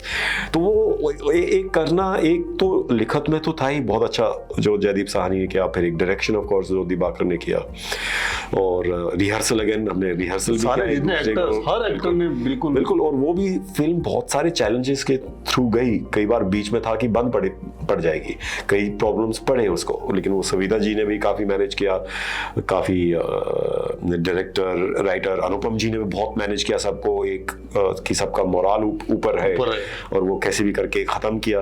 उसके बाद भी फिर वो कुछ राइट्स वगैरह के इशू में 2 साल तक सविता जी ने कैसे भी करके उस फिल्म को फिर उसमें से निकाल के वो यूटीवी के सामने के साथ डील करके निकाला, और फिर वो सब हमने वो बिल्कुल वो देखा उसका क्या, क्योंकि एक रील भी थी और एक वो भी था, लेकिन वो गाना भी बहुत अच्छा था, चक दे फट्टे, वो उन्होंने आज तक गाते हैं बिल्कुल। तो वो लेकिन कहानी ये थी उसकी शुरुआत में कि दिवाकर चाहता ही नहीं था कि उसमें प्रवीण डबास आए, क्योंकि वो प्रवीण डबास उसको लगा मानसूनिंग में अच्छा लगता है, लेकिन ये जो किरदार है बहुत ही इंट्रोवर्टेड है और ऐसा है और वैसा है और कॉम्प्लिकेटेड और ये है, तो उसको नहीं लगा कि मैं कर सकता हूँ।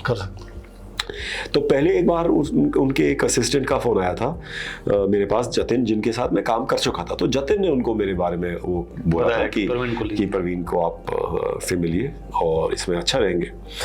तो उन्होंने पहले जो भी जतिन का फोन आया मेरे पास, तो बोला वो डायरेक्टर मिलना चाहते हैं, मैंने कहा ठीक है मिल लेंगे। फिर वो गायब हो गया, एक बार फोन आके 3 महीने तक गायब हो गए। 3 महीने दोबारा फोन आया उनका कि ये मैं थोड़ा बिजी, ये वो बिजी हो गए थे, बहाना मारा, और बाद में मुझे पता चला कि वो तो जी सबके पास घूम के आ चुके हैं और वो कि कोई पसंद ही नहीं है, उनको लगा ही नहीं है कि कोई ये रोल कर सकता।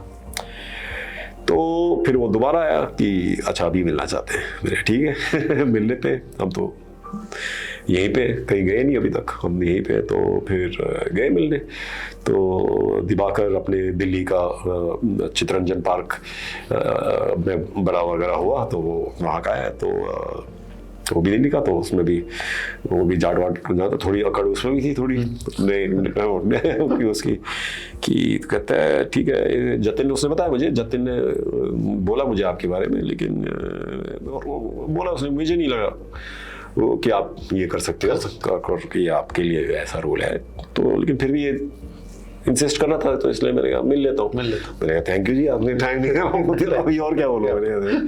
तो उसमें लेकिन मैं ऑडिशन करूँगा आपको, मेरे ठीक है कर लो। तो उन्होंने बोला ये ऐसा रोल है और ये सीन है, ये सीन है। तो मैंने उनको बोला आपको अच्छा ऑडिशन चाहिए या जल्दी ऑडिशन चाहिए? तो उन्होंने सोचा, कहता नहीं अच्छा जल्दी तो बोल नहीं सकते ना, उन्होंने बोला अच्छा चाहिए। तो मैंने कहा ठीक है, फिर मैं कल आऊँगा, मैं कल आऊँगा। तो फिर मैंने वो पहले किरदार को थोड़ा सा समझा, क्योंकि मैं उस किरदार को समझता था कि क्या है क्या नहीं, एक थोड़ा सा बिकॉज आप देखें तो घोंसला का घोंसला is actually a film about father sun relationship. बिल्कुल आप देखिए पूरा जो फिल्म है उसका जो थ्रेड है कि बेटा थोड़ा सा तंग होके ही वो जा रहा है कि मैं यहाँ पे नहीं बनती नहीं, मैं बाहर जाके नौकरी करूँगा, और फिर भी मिसअंडरस्टैंडिंग होती है, ये वो बनती नहीं है, माँ बीच में होती है, जो काफी घर में होती है, यही होता है। और फिर फाइनली लेकिन वो रुकता है फादर के लिए कि फादर प्रॉब्लम है, और फादर के लिए जो भी है, फादर का बाप का जमीन बचाने के लिए कि वो रुकता है, फिर फाइनली डिसाइड करता है यहीं पे।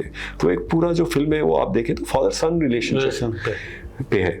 फिर बाद में उसका फिर ठीक है ऑफ कोर्स वो बोमन जो खुराना उन्होंने किया, वो सब कैरेक्टर बहुत ही अच्छे थे, उन्होंने कास्टिंग बहुत ही वो कमाल की थी, और उसमें एक रोल जो था चाहे 5 मिनट का था लेकिन स्टैंड आउट था वो हर आदमी का, बिल्कुल बहुत ही अच्छा है। तो उसमें मैंने एक और चीज़ है कि मैंने हमेशा सीखा है कि अपने आप को अच्छा दिखाने के लिए ज़रूरी नहीं है कि आप किसी और को नीचे दिखाएं।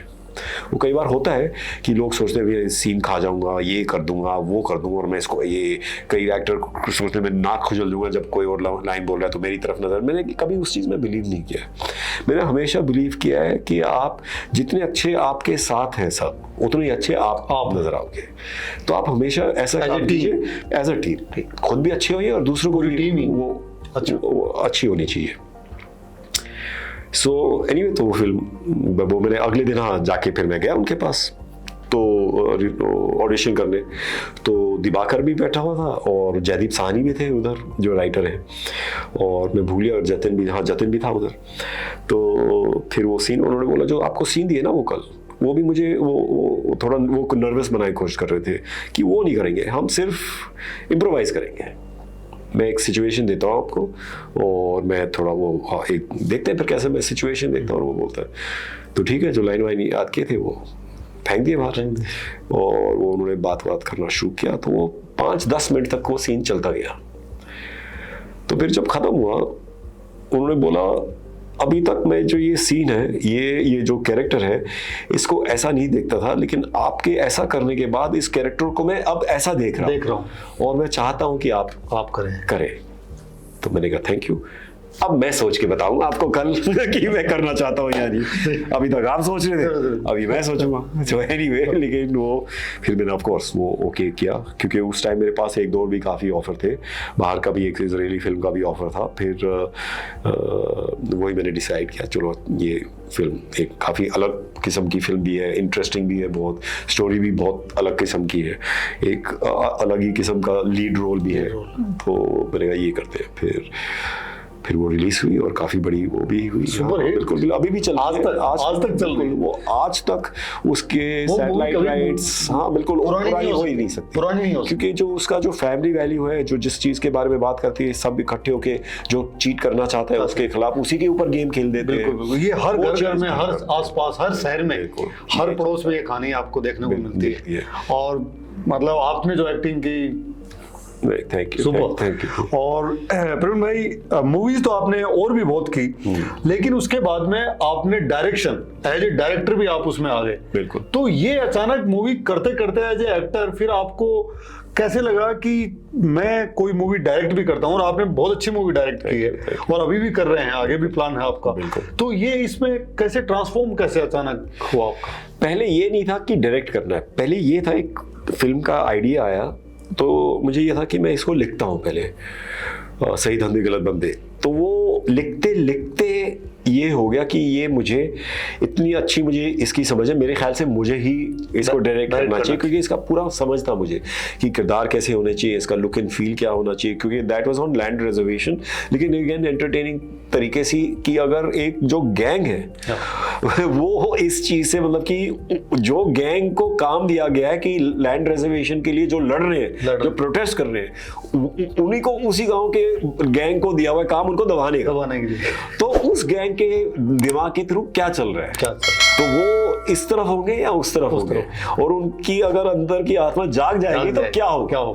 तो वो उस हिसाब से उसको सोचा था। तो लिखते लिखते सोचा, और उस टाइम पे चल भी रहा था, तो आइडिया आया मुझे, क्योंकि हमारे भी गांव में उस वक्त की जो दिल्ली सरकार थी, मैं उनका नाम नहीं लूंगा, लेकिन उन्होंने भी गांव की जमीन, और आजकल तो फिर भी रिजर्वेशन जो पॉलिसी है वो काफी हद तक काफी अच्छी होगी, लेकिन उस टाइम पे ये था कि जी हम आपकी जमीन ले रहे हैं और ये पैसे आपको लेने ही पड़ेंगे। तो मार्केट रेट से तो बहुत नीचे था और प्लस क्या है, उसमें कई चीजें थी कि आपको पैसा दे रहे हैं, लेकिन उसके बाद आप उस पैसे का करोगे क्या? आपने ना ही एजुकेट किया है किसी को, ना ही सिखाया कि इस पैसे को इन्वेस्ट कैसे करें।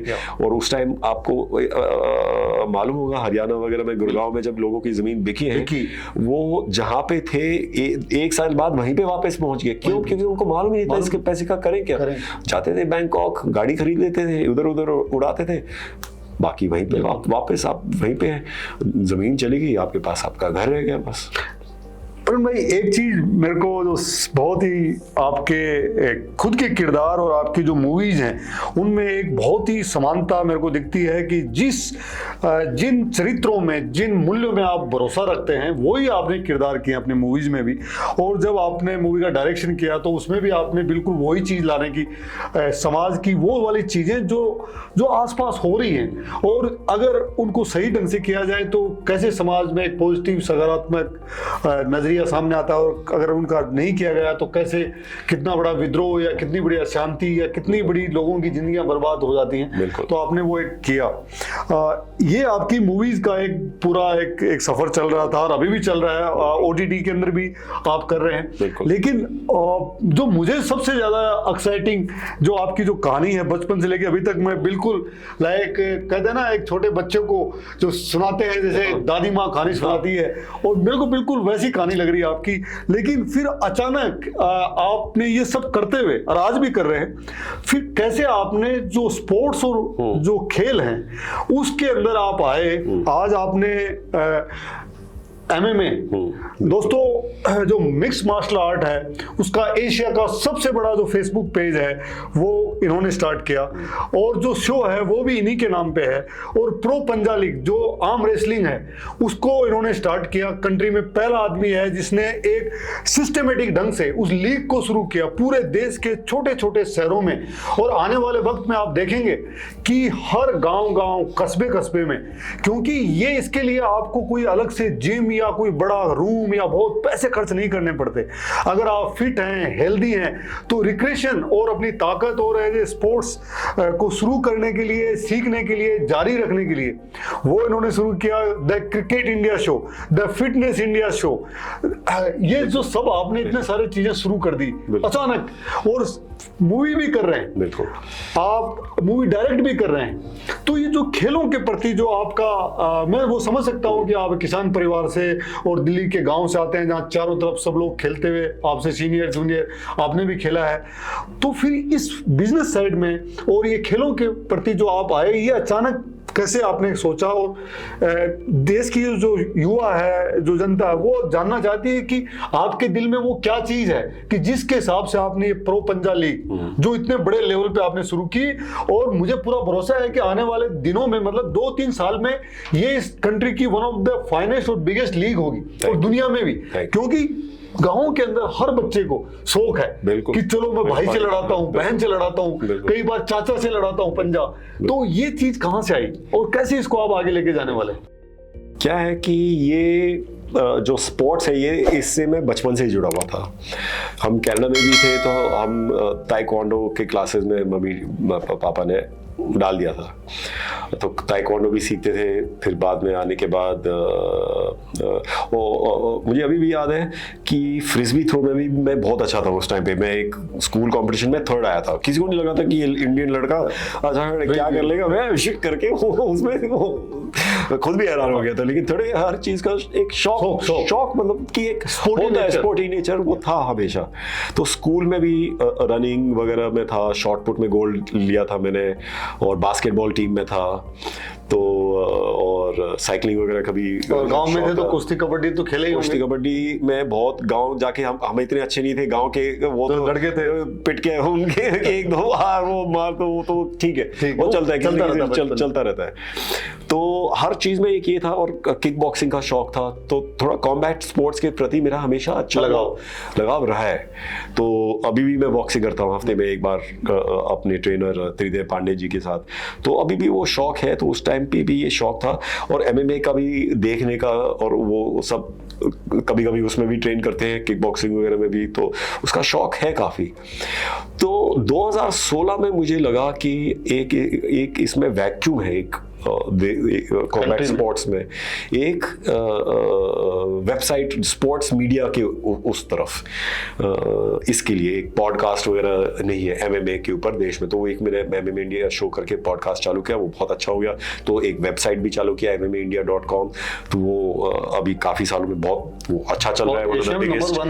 अभी UFC सिंगापुर अभी बहुत बड़ा फाइट था, वहाँ पे हम होके आए। वहाँ पे हम क्रेडेंशियल मीडिया जिसको कहते हैं, वहाँ UFC वालों ने इन्वाइट किया, हुआ, तो we were the only Indian media there also, so we are one of the biggest MMA you can say sites, not just in India but in Asia also. तो हम हमारा UFC के साथ भी काफी क्लोज है, इंडिया में भी जो अपकमिंग MMA वो है क्लोज है। तो एक प्लेटफॉर्म है एथलीट्स के लिए, क्योंकि मैंने हमेशा एथलीट में बिलीव किया है, क्योंकि एथलीट जो है वो अपना खून पसीना डालता है इसमें, और कई बार उनके साथ गलत भी होता है, सही भी होता है। तो ये हमने प्लेटफॉर्म बनाया उनको आवाज़ देने के लिए। और वो कि आपको जो बोला, अभी तक उनका पास आवाज़ नहीं था। कई बार उनको सीरियसली या ये वो कर लो, मैं उस तरफ ज़्यादा नहीं बोलना चाहता क्योंकि नेगेटिव उसमें मैं नहीं जाना चाहता, लेकिन ये था कि एक इनके लिए आवाज़ होनी चाहिए जिसमें आपको जो बोला, हाँ जरिया आप बोलो, और हम किसी से डरते नहीं है। और जब एक प्रमोशन का भी एक दिमाग में है कि एक हम स्पोर्ट्स प्रमोशन में भी आना चाहते हैं, क्योंकि स्पोर्ट्स में हमेशा लगाव रहा है, आपको मालूम है जिस हम आते हैं उसमें खेल कूद एक इम्पोर्टेंट पार्ट है लाइफ का। जैसे हमारी जो हमारी फैमिली है, मम्मी डैडी भी थोड़ा सा भी अगर वेट ज्यादा हो जाए तो एकदम से बोलते हैं कि तेरा वेट मोटा हो गया, तू जा चल बाहर क्या कि खाना कम कर। वो दूसरे घरों के जैसा नहीं है कि क्या हो गया ये हो, नहीं कि पानी वो कि ये बंद कर, वो मतलब एकदम से चालू हो जाता है। तो उसी से हम इंस्पायर हुए स्पोर्ट्स की तरफ, और हमेशा ये वो हमेशा अच्छी हेल्थ के लिए। तो एक पंजा हम स्कूल कॉलेज में भी खेलते थे, तो मुझे हमेशा ये था कि पंजा जो है बहुत बड़ा हो सकता है, क्योंकि मासेस से जुड़ा हुआ है, मासेस इसको समझते हैं। जो इसका बेसिक, जैसे बाहर फुटबॉल इतना फेमस क्यों है, क्योंकि बहुत सिंपल गेम है। जो सिंपल उसका रूल है कि ये बॉल है ना दूसरे वाले के नेट में जाना चाहिए, बिल्कुल वो रूल है बेसिक। बाकी फिर ऑफ साइड ये वो बाकी बात ये जो बेसिक रूल है वो है। सेम पंजा में ये है बेसिक रूल की जो दूसरे का हाथ गिराना, बिल्कुल। फिर उसके बाद फाउल, ये हाथ उड़ गया, ये वो बाकी काफी रूल्स हैं उसमें, इंटरनेशनल स्टाइल टेबल है ये वो, लेकिन जो बेसिक है वो सब समझते हैं। और इसके साथ इमोशनल कनेक्शन भी है सबका। गाँव में खेला हुआ है, बचपन में स्कूल कॉलेज में खेला हुआ है, सबने खेला, बूढ़े से लेके जवान तक, छोटे बच्चा, हर आदमी जानता है। तो तभी ये शुरू किया एक फिटनेस के तौर से भी, क्योंकि ये माइंड और बॉडी का कनेक्शन है। अगर आप माइंड से स्ट्रांग नहीं है, फिट नहीं है, तो आप दूसरे का हाथ नहीं दबा पाओगे। दोस्तों ये जो एक बात बोल रहे हैं, ये जिंदगी में गांठ मान लीजिए, ये इन्होंने खुद ने किया भी है और ये जो सिखा भी रहे हैं, और अभी जो इन्होंने बोला भी है कि जो आर्म रेसलिंग है, जो पंजा जो लीग इन्होंने शुरू किया है, इन्होंने इतने सारे जो आर्म रेसलर हैं इनको अलग अलग प्लेटफॉर्म दिया है, इवेंट्स करवाई हैं। जो इन्होंने एक चीज बोली है वो हमेशा गांठ बांध के रखी है कि ये सिर्फ हाथ की ताकत या बदन की ताकत या कंधे की ताकत नहीं है, कि अगर आपका माइंड उस ताकत के साथ सिंक नहीं है, अगर दोनों एक लाइन में नहीं है, तो फिर चाहे आप शरीर से कितने भी ताकतवर क्यों नहीं हो, सामने वाला आपको हरा सकता है। तो प्रो पंजा लीग में हमेशा मैंने यही सोचा, एक माइंड बॉडी कनेक्शन तो एथलीट्स में है ही, लेकिन ये था कि अभी लोग सोचते हैं यार तूने शुरू किया है प्रो पंजा लीग, आप क्या टीम है, पूरा लीग, उसको हम बहुत बड़ी चीज बना देते हैं। लेकिन आप उस चीज को एक एक करके आप वो कीजिए कि क्या है। पहले हमने, क्योंकि 2-3 साल तो हमने इसकी सिर्फ प्लानिंग में लगाए। Federation, Indian arm wrestling federation है, उनके वो हमारे पार्टनर है, बहुत स्ट्रॉन्ग पार्टनर है, उनके साथ पार्टनरशिप किया। फिर हमने इसको लॉन्च किया 2020 फेब 29 में। किरण रिजिजू जी आए, इसको स्पोर्ट्स मिनिस्टर उस टाइम के, विजेंद्र भाई आए, दोनों ने लॉन्च किया, बहुत बड़ा अच्छा लॉन्च हुआ। और फिर 3 हफ्ते बाद वो हो गया, क्या कहते हैं, कोविड हो गया, तो सब जी ठप बंद हो गया। लेकिन वही मैंने कहा, मैंने कभी भी वो घबराया कि अब क्या नहीं, प्लान क्या है, कई बार चेंज करने पड़ते हैं, हालातों के हिसाब से आपको। ये आप ढीठ वो तो नहीं हो सकते ना कि नहीं फिगर की ऐसा ही सोचा था, नहीं, फिर आपको रीचेंज करने पड़ते हैं। जैसे आप कभी ऑपरेशन में जाते हो, बिल्कुल कुछ हो जाए तो उसी टाइम दूसरा स्टेप बैक और दूसरी तरफ से वो सब करना पड़ता है।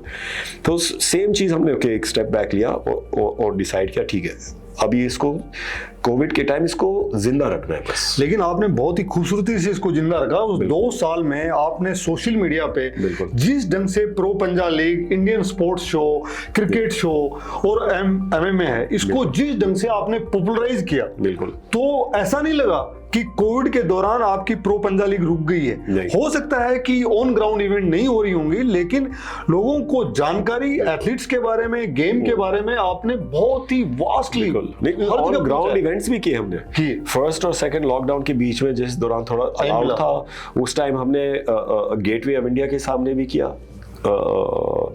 मुंबई में, और एक कसिनो शिप के ऊपर गोवा में भी किया। और हम बहुत जल्द अब भी हमको जो इंटरनेशनल आर्म रेसलर्स है, और ये तो हमारी शुरुआत है, ऑलरेडी हमारा ऐसा नाम बन गया है कि we are the best arm wrestling production in the world. क्योंकि जिस हिसाब से हम करते हैं और जिस स्टाइल से हम करते हैं वो कहीं नहीं होता वर्ल्ड में। और हमेशा विजन यही रहा है कि कुछ करो तो अच्छा करो और बेस्ट करो। तो हमेशा मेरे दिमाग में था ये कि आर्म रेसलर्स जो है वो मुझे उनको छोटा प्लेटफॉर्म नहीं देना, वो बड़ा एक बनाना है प्लेटफॉर्म, ताकि एथलीट्स को भी लगे यार हम किसी बड़ी चीज में हिस्सा ले रहे हैं। और हिंदुस्तान का मुझे बार रेस्टोरेंट में नहीं करना, मॉल ये वो, उसमें ठीक है प्रमोशनल इवेंट होते हैं, लेकिन मुझे एथलीट्स को छोटा नहीं दिखाना। हमारे एथलीट्स बहुत मेहनत करते हैं, हजारों एथलीट हैं पूरे इंडिया में, उनको मैं बड़ा प्लेटफॉर्म दिखाना चाहता था। तो तभी हमने जैसे गेटवे के सामने किया ये वो, तो एथलीट्स में कॉन्फिडेंस आ गया कि इतना वो कर रहे हैं, तो एक बहुत अच्छा वो हुआ। और अब जाके जब फॉरेन एथलीट्स वो चीज उनको देख नजर आता है, वो कहते हैं यार ये इंडिया में इतना सब, इंडिया में तो सब फॉरेन एथलीट्स हमारे साथ जुड़ना चाहते हैं अभी जितने भी। ऑफ कोर्स फिर सेकंड लॉकडाउन हुआ, फिर उसके बाद हमने एक प्रमोशनल इवेंट इधर बॉम्बे में भी किया, और अभी बस दिल्ली से करके भी आ रहे हैं। और अब हमारा ग्वालियर में बहुत बड़ा इवेंट होने जा रहा है जुलाई 22 से 24, जो ग्वालियर में हो रहा है। जुलाई 22 से 24 दोस्तों, जुलाई 22 से 24 ये डेट आप याद रखिए। जुलाई 22 से 24 तक हिंदुस्तान की एक बहुत बड़ी इवेंट होने जा रही है प्रो पंजा लीग की ओर से, और प्रवीण भाई करवा रहे हैं। प्रवीण भाई, अभी मैं आपसे कुछ सवाल पूछूंगा, जनता ने आपको चाहने वालों ने कुछ सवाल रखे हैं।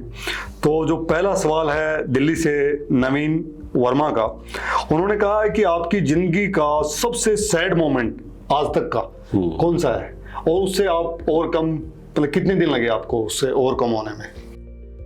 थैंक यू नवीन भाई। और फैंस के तो हम हैं ही यहाँ पे फैंस की वजह से, तो फैंस क्वेश्चन पूछ रहे तो हमको जवाब तो देना ही पड़ेगा, सो थैंक यू। और एक काफ़ी सैड मोमेंट था जब मैं दिल्ली में था, वापस न्यूयॉर्क से आ चुका था, और बॉम्बे आने से पहले एक हमने कुत्ता पाला था जर्मन शेपर्ड टाइसन से, और वो छोटा ही आया था मेरे पास, तो उसको मैं ही घुमाता था हर जगह ये वो, क्योंकि बहुत स्ट्रांग था वो, और एग्रेसिव भी था।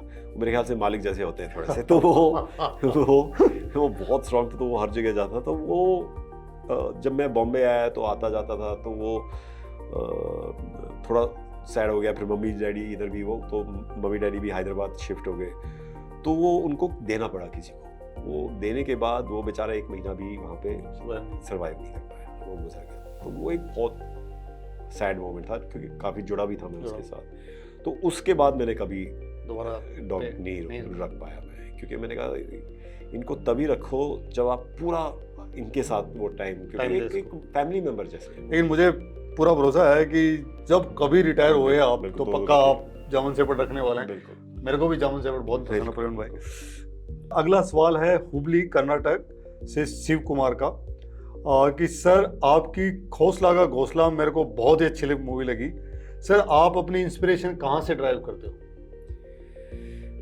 मेरी जो इंस्पिरेशन है ना, वो आम आदमी से, आम आदमी, कॉमन मैन, स्पेशली जो अपने गाँव वगैरह में है, कि वो लोग इतनी मेहनत करके सपने देखते हैं। आप देखिए जितने भी एथलीट्स हैं अभी हमारे छोटे छोटे शहरों से निकले हुए हैं, और उन्होंने कभी सोचा नहीं होगा कि लेकिन वो मेहनत करके उसकी, आप कहीं भी हो, आप जो भी करना चाहते हो आप कर सकते हो। आपने ठानना है बस कि ये चीज मुझे करनी है, और उसके लिए ये नहीं है कि बस सोच लिया मुझे करनी है जी, और क्यों नहीं हो रहा, नहीं, मेहनत भी करनी है। तो आप कहीं भी हो आप कर सकते हो, बहाने मत मारो। जो लोग बहाने मारते हैं ना, वो मुझे अच्छी नहीं लगती। हर चीज़ का बहाना, अरे जी ये, और ये हो गया जी, वो हो गया, आज जी ये नहीं निकला, आज वो नहीं निकला, बहाने मत मारो। मुझे फिर मैं क्या है, मुझे ऐसे लोग अच्छे लगते हैं जो रिजल्ट ओरिएंटेड। आपकी ट्राई किया था, ट्राई क्या होता है? जान नहीं लगाई, झोंक दो। जो बिल्कुल क्या है कि ये है कि करना ही है, ट्राई कुछ नहीं होता, आपको करना ही है। तो वो उस किस्म के मुझे वो लोग इंस्पायर करते हैं जो एथलीट्स हैं हमारी कंट्री के, जो मिलिट्री जो है कि मेरा हमेशा सपना था कि मैं एक आर्मी ऑफिसर का रोल। अगला सवाल आ रहा वही है, एक बंदे ने आपसे ये भी सवाल पूछा है। अगला सवाल है अर्चना डालमिया लखनऊ से। उन्होंने कहा है कि सर बॉलीवुड और हॉलीवुड दोनों में आपने मुकाम हासिल किया है। सर अगर कोई गांव के या छोटे कस्बों के लड़के लड़कियां अगर वहां जाएं तो आपकी तरफ से उनको कौन कौन सी हिदायतें हैं, 2 हिदायतें जो आप देना चाहोगे ताकि उनका कहीं हरेसमेंट ना हो? देखिए, सबसे पहले क्या है कि हरासमेंट कोई नहीं कर सकता अगर आप नहीं चाहते, तो वो पावर आपके हाथ में है। बहुत बड़ी बात है।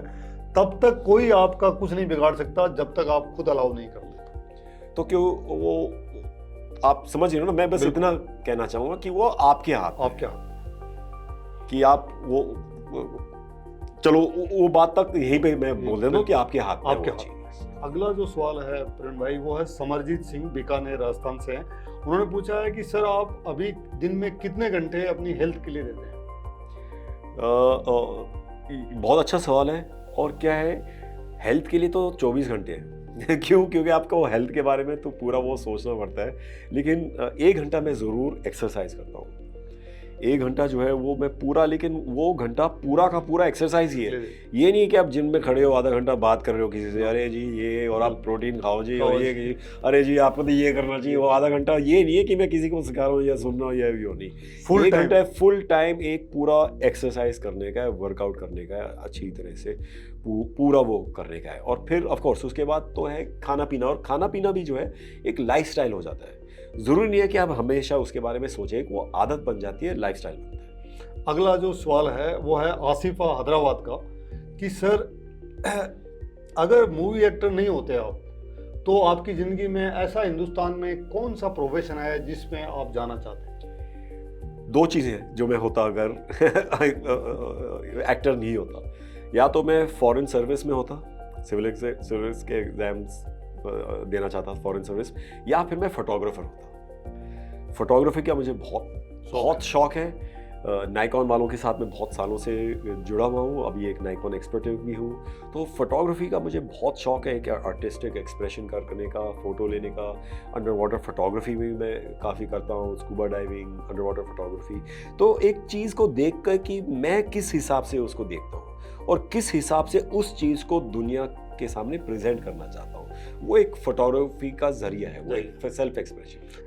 और अंतिम जो सवाल है ये एक फौजी पूछनी है, और ये सिर्फ सवाल मेरा नहीं, ये देश के लोगों की को भी मैं इस सवाल के जरिए कुछ मैसेज देना चाहता हूँ। सर आपकी नज़र में टैलेंट बड़ा है या मेहनत? सबसे पहले मैं आपको सल्यूट करना चाहूँगा, आप हमारे देश के लिए लड़ते हैं। और सब जो आर्मी वाले, पैरामिलिट्री, पुलिस, सबका मैं बहुत रिस्पेक्ट करता हूँ, सबको मैं सल्यूट करता हूँ। आप लोग जो काम करते हैं वो कोई नहीं कर सकता, तो सबको बहुत रिस्पेक्ट। और मेरे ख्याल से पूरे देश को रिस्पेक्ट करना चाहिए कि आप लोग जो काम करते हैं उसके लिए बहुत थैंक यू।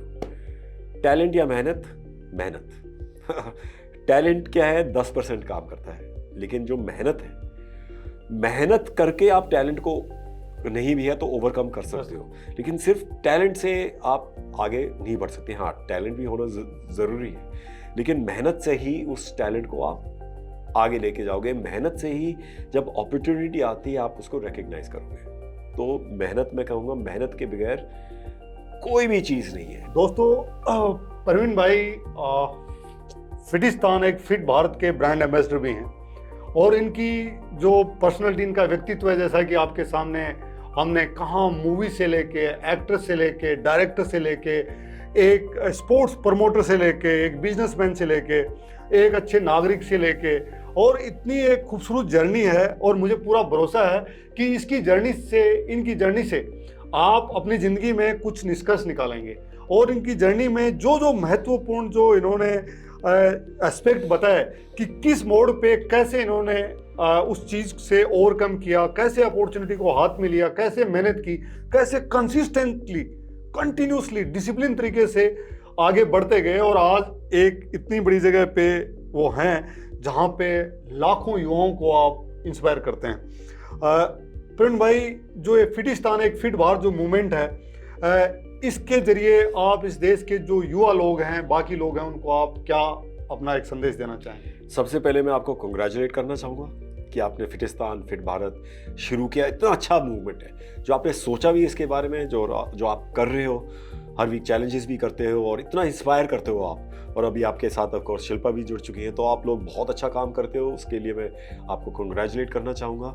और एक मैं मैसेज ये देना चाहूँगा फिटिस्तान फिट भारत वालों के लिए कि आप ऑफ कोर्स ये फॉलो कीजिए। जो बोल रहे हैं, सबको गाइडेंस की ज़रूरत होती है। वो कहते हैं कि सेल्फ मेड कोई नहीं होता वो एक्चुअली सबको किसी न किसी ने मदद किया हुआ। तो ये भी एक आपको फिटनेस जर्नी के लिए मदद करने के लिए एक जरिया है। फिटिस्तान आपको गाइड करने के लिए कि क्या खाना चाहिए, कैसे रहना चाहिए, क्या एक्सरसाइजेस करने चाहिए। मैंने आपको देखा है जब मैं 26 जनवरी के लिए उसके लिए आप आए थे, आप ऐसे जूम करके भागते हैं, तो वही मैंने कहा कि भाई साहब तो अभी भी चीता की तरह भाग रहे हैं। तो एक ये बहुत अच्छा आपको मौका मिला हुआ है कि बाकी क्या है, ऐप्स में आपको पैसा देना पड़ता है, ये देना पड़ता है, वो देना पड़ता है। आपको इतने अच्छे एक मेंटोर, फिटनेस मेंटोर मिले हुए हैं। आप जो है उसको फॉलो भी कीजिए। और जो फिटनेस है वो आपका लाइफ स्टाइल होना चाहिए। और वो एक चीज़ मेरे ख्याल से फिटिस्तान और फिट भारत से आपको मिलेगा कि फिटनेस को आप लाइफ स्टाइल कैसे बनाएं और उसको इंटरेस्टिंग भी कैसे बनाना है, इंगेजिंग भी कैसे बनाना है। क्योंकि क्या है, एक रूटीन नहीं बनना चाहिए हमेशा उसको अलग अलग चीज़ें इंटरेस्टिंग बनाना, ये वो। तो ये मैं ज़रूर कहूँगा फिटिस्तान फिट भारत ने बहुत अच्छे तरीके से किया है। और हमेशा ऑफ कोर्स हमारा तो साथ है ही है, हमेशा हम साथ हैं। आपका एक बहुत बड़ा सपोर्ट है, आपका, प्रीति का, और आपकी जो टीम है MMA प्रो पंजा लीग, आप लोगों का शुरू से लेके हमेशा आपने गाइड भी किया, हमें अभी भी गाइड करते हैं। और आप खुद फिटिस्तान के एक एम्बेसडर हैं इस मुहिम में। आप सिर्फ हमें गाइड नहीं कर रहे हैं, आप इस मिशन को भी गाइड कर रहे हैं।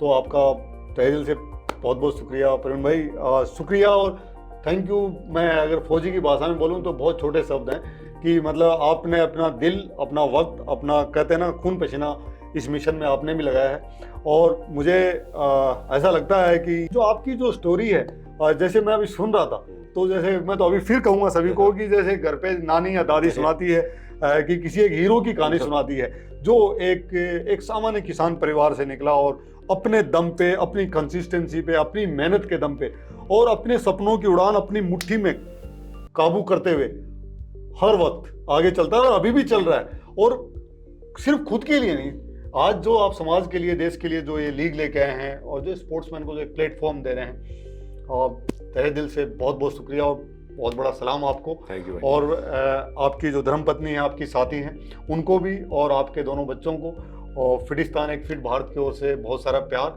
और मैं चाहूँगा कि जब कभी आप इस लीग को दुनिया में फैला दें, तब दोबारा इसी स्टूडियो में हम बैठ के उस लीग की जो सफलता है उसके बारे में फिर बात करें। जय हिंद, जय भारत, फिट भारत।